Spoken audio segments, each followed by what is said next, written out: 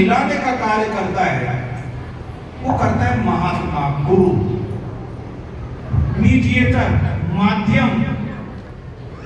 गुरु उन्हें इस जीव को उस परम तत्व से मिलाने का कार्य करता है। गुरु इसीलिए कहते हैं कि सद्गुरु के दरबार में मिलियो जति सती, पापी मिलो हजार पर निगुरा। निगुरे की सत्संग होती है। हमारे महापुरुष, हमारे संत पुरुष कैसे कहते हैं कि निगुरे की गति नहीं है। इसलिए गुरुमुख होना बहुत जरूरी है। और गुरुमुख भी ऐसे हो जो गुरु महाराज ने मर्यादा दी उसका पालन करे। नहीं तो बाबा प्रकाश महाराज जी का एक शब्द सबको याद है ना, जितने बाबा जी के साथ रहने सबको पता है।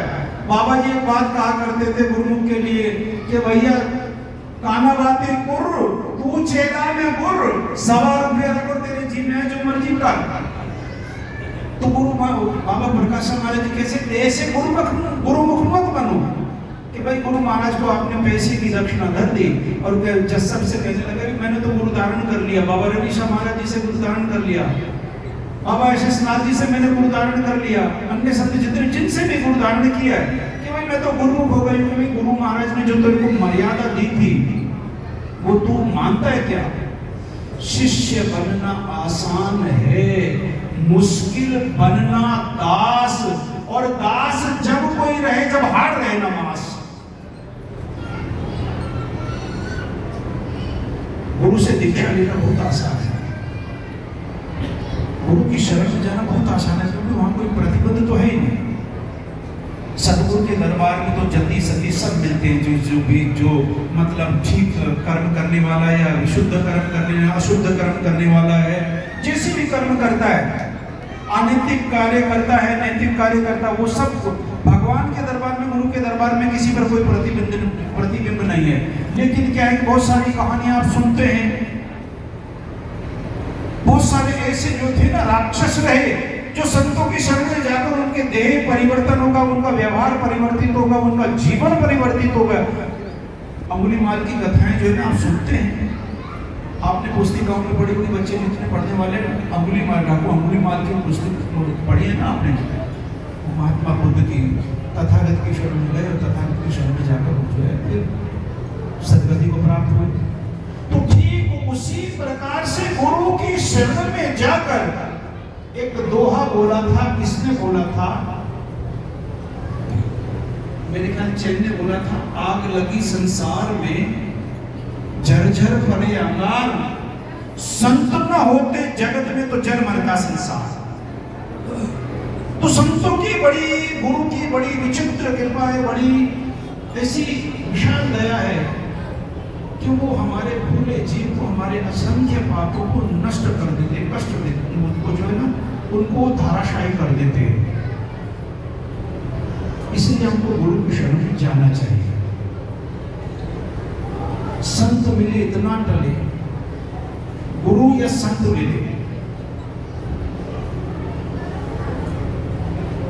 भक्ति भक्त भगवंत, बैठ जाए आप लोग सब बैठ जाए। भक्ति भक्त भगवंत गुरु चतुर नाम बपु एक, जो इनका वंदन करे बिन से कष्ट अनेक। भक्ति जो की जा रही है, भगवंत जिनकी भक्ति कर रहे हैं, भक्ति भक्त जो भक्ति कर रहा है, और गुरु भक्ति भक्त भगवंत गुरु चतुर नाम बपु एक, जो इनका सुमरण करे बिन से कष्ट अनेक।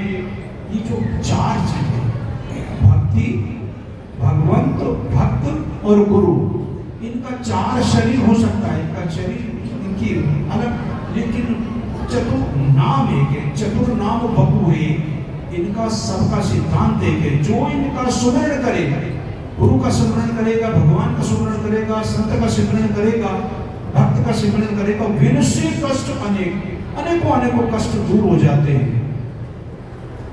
संत मिले इतना टले काल जाल यम चोट, शीश झुकाए गिर पड़े लाख पापन की पोट। संत के दर्शन करने से, गुरु के दर्शन करने से इतना हमारा जो है ना लाख पाप, करोड़ों जन्मों के अर्जित संचित जो हमारे कर्म है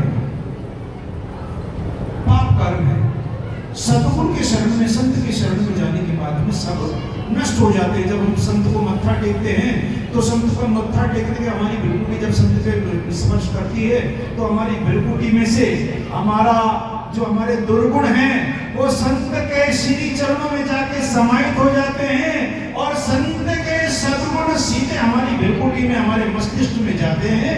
संत गुण हमारे दुर्गुणों को फिर धर्मनिष्ठ मार्ग पे चल के नष्ट कर देता है। और हमें देखो कितना संत का दर्शन करने से, गुरु के दर्शन करने, मत्था टेकने से कितना हमको मिल जाता है कि हम कितना छोटे से प्रयास में कितना मिल गया, तो हमारे दुर्गुण नष्ट होकर हमको सद्गुण मिल जाते हैं। इसलिए हमको गुरु की शरण में जाना चाहिए।